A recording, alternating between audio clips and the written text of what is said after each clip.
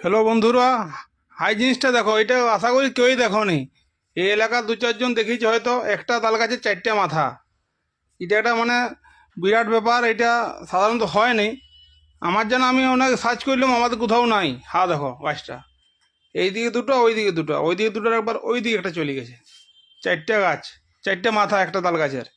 এটা একটা বিরাট খবর। এটা যদি মানে, আর এই এলাকাটাও খুব সুন্দর, চারদিকে তখন পুরো গাছে আর সবুজ হয়ে আছে।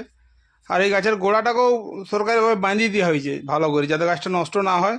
তো এটা যদি আসো অবশ্যই দেখবে। এটা এটা খুব দর্শনীয় স্থান হয়ে গেছে এখন। এটা খাতড়া সিমলাবাদ রোডেই পড়ছে, লক্ষ্মীনগর পেরিয়ে রঙিন দোলা যে ঠাকুর আছেন তার পাশেই।